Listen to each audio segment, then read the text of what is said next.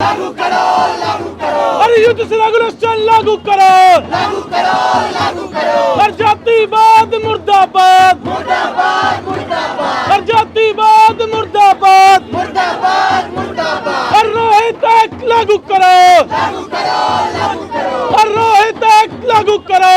लागू करो, लागू करो।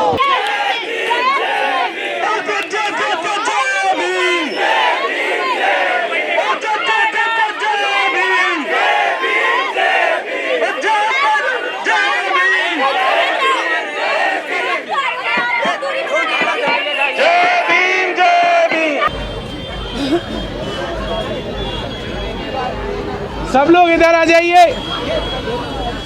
साथियों,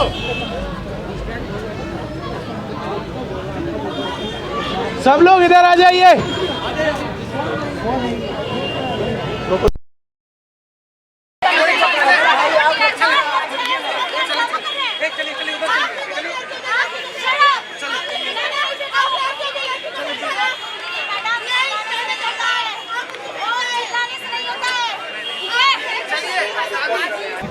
झगड़ा ना करें, झगड़ा मत कीजिए सर।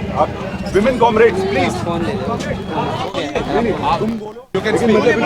Girls, girls, girls. साथियों,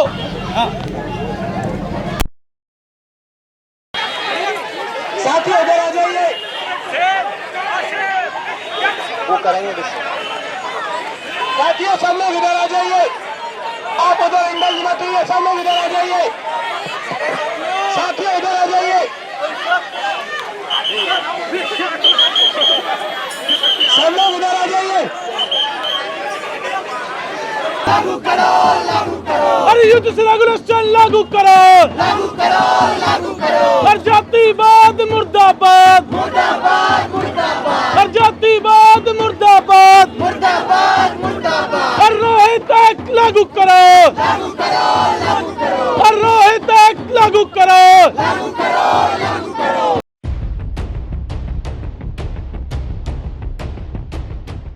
साथियों, हमारे बीच में लखनऊ विश्वविद्यालय से प्रोफेसर रविकांत है, मैं उनको मंच पे बुलाना चाहूंगी।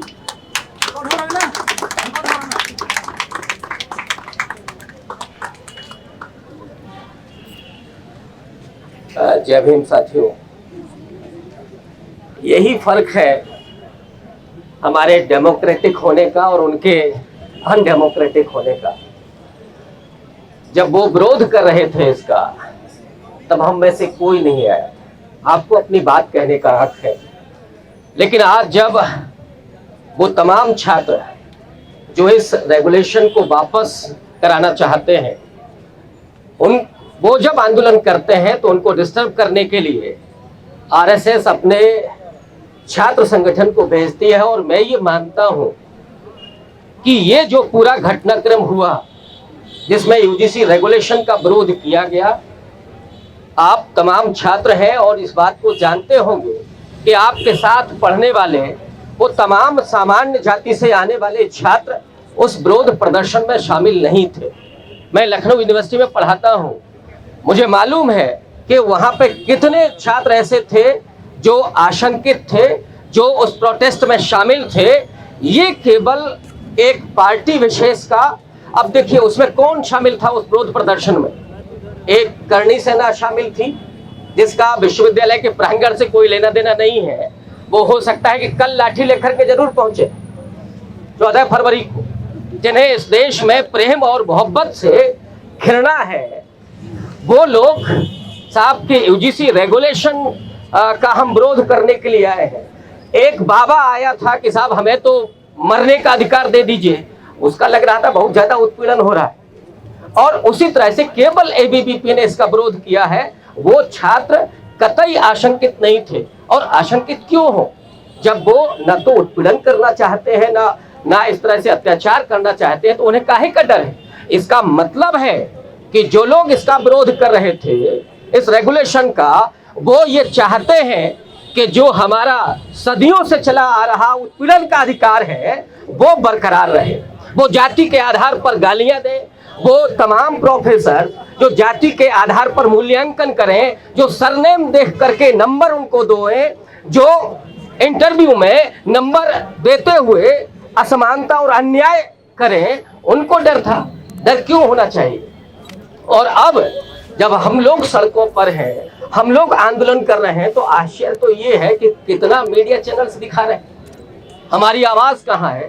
लेकिन जब कोई आंदोलन देश की धड़कन बन जाता है, जब नौजवान उसको अपने हाथों में ले लेते हैं, तो फिर दुनिया की कोई ताकत उसे नहीं रोक सकती। और जिन लोगों ने इस डर से कि ये नौजवान कहीं अब शिक्षा और रोजगार के सवाल पर एकजुट ना हो जाए, असली जो मकसद था इस सरकार का कि किसी तरीके से हम नौजवानों के बीच में विभाजन पैदा कर दें, क्योंकि जो सबसे बड़े सवाल थे, कल को दिल्ली विश्वविद्यालय बेच दिया जाएगा। और मुझे तो आश्चर्य इस बात का है कि जिस यूजीसी के जरिए रेगुलेशन आया, वो यूजीसी अब है कि नहीं है?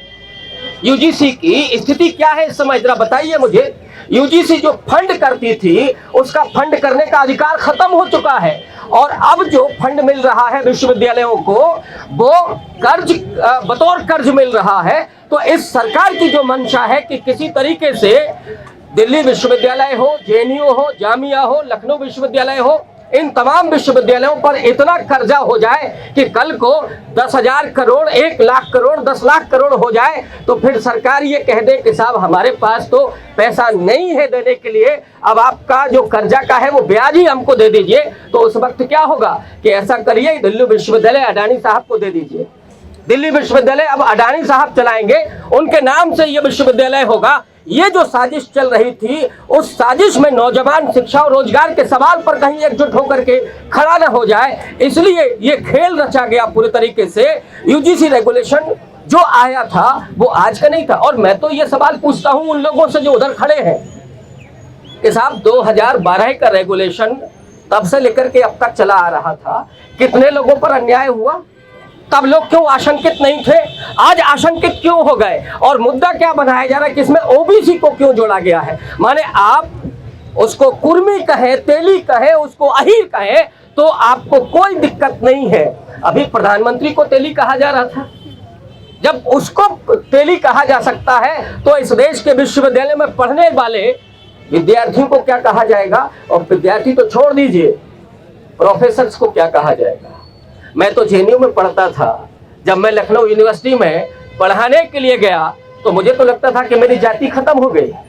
लेकिन 5-6 साल के बाद मुझे जो जानकारी मिली, मैं हतप्रभ था कि मेरे कमरे के बाहर कुछ लड़कों को खड़ा किया जाता था, और वो नौजवान छात्रों को जो मुझसे बात करने के लिए आते थे, जो मुझसे सवाल पूछने के लिए आते थे, उनको बाकायदा पहले पूछा जाता था कि तुम इनको जानते हो? उसने कहा कि नहीं, मुझे तो हिंदी पढ़ाते हैं, उनका नाम रविकांत है। नहीं, ये ऐसी है, ये जान लीजिए। उसके आधार पर मेरा मूल्यांकन हो रहा था।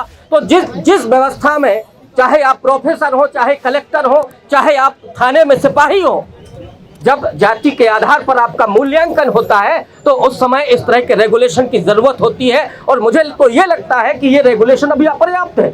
2012 के रेगुलेशन में जो थोराट साहब ने चिन्हित किए थे कि किस आधार पर हम मानेंगे कि अन्याय है, उत्पीड़न है, वो इसमें नहीं है। तो अभी जरूरत तो इस बात की है कि इस रेगुलेशन में वो बातें भी चिन्हित की जाए कि जाति के आधार पर गाली दी जा रही है, कि जाति के आधार पर नंबर कम दिए जा रहे हैं, तब शिकायत होगी। अभी इसमें कुछ नहीं है, इसलिए मुझे लगता है कि इस रेगुलेशन को तो और मजबूत बनाने की जरूरत है, और सिर्फ विश्वविद्यालयों में नहीं। इसकी आप डीएम के ऑफिस चले जाइए, उसमें डीएम अगर किसी खास जाति से होंगे और उनके मातहत कोई होगा तो किस ढंग से वो बुलाते हैं। आप चले जाइए किसी और विभाग में, आप सचिवालय में चले जाइए, तो वहां आपको क्या कहा जाता है। ये तमाम चीजें ऐसी हैं, ये तमाम संस्थान ऐसे हैं जहां पर जाति के आधार पर अन्याय, उत्पीड़न और अपमान तो रोजमर्रा का है। उनको ये लगता है कि ये गालियां देना ये तो हमारा जन्म सिद्ध अधिकार है। तो वो भूल गए हैं कि इस देश में डॉक्टर अंबेडकर ने एक ऐसा संविधान भी रच दिया है जो आपके जन्मसिद्ध अधिकार को खत्म करता है और इस देश में नागरिक अधिकार की बहाली करता है। और ये अधिकार दलितों, पिछड़ों, आदिवासियों, महिलाओं, वंचितों, इन सबको वो अधिकार देता है जिसके जरिए वो कम से कम इंसान कहे जाने लगे। आपने तो कभी स्त्रियों को इंसान भी नहीं समझा, आपने दलितों को जानवर से बदतर बना करके रखा, आपने ओबीसी को हाँक दिया जानवर की तरह, और आप आज कहते हैं कि नहीं साहब हमारे खिलाफ अन्याय हो जाएगा। जिन्हें सदियों तक अन्याय करने का अधिकार रहा वो आज इस बात से डर रहे कि कानून कहीं हमारे खिलाफ न खड़ा हो जाए। और ये कानून बनाए रखना, कानून के जरिए इस देश को समानतापूर्ण और न्यायपूर्ण बनाने की जिम्मेदारी इस सरकार की भी है, जुडिशरी की भी है और मीडिया की भी है। हमारी जिम्मेदारी तो प्राथमिक है ही, और इसीलिए मैं ये बात यहाँ कह करके अपनी बात को खत्म करता हूँ कि ये अधिकार हमारा है और इसे हम लेकर के रहेंगे। बहुत शुक्रिया, धन्यवाद, जय भीम, जय संविधान। अरे युद्ध से लागू लागू करो, लागू करो, लागू करो। हर जातिवाद मुर्दाबाद, मुर्दाबाद, मुर्दाबाद। हर जातिवाद मुर्दाबाद, मुर्दाबाद, मुर्दाबाद। हर रोहित एक्ट लागू करो, लागू करो, लागू करो। हर रोहित एक्ट लागू करो, लागू करो, लागू करो। सब लोग इधर आ जाइए, साथियों।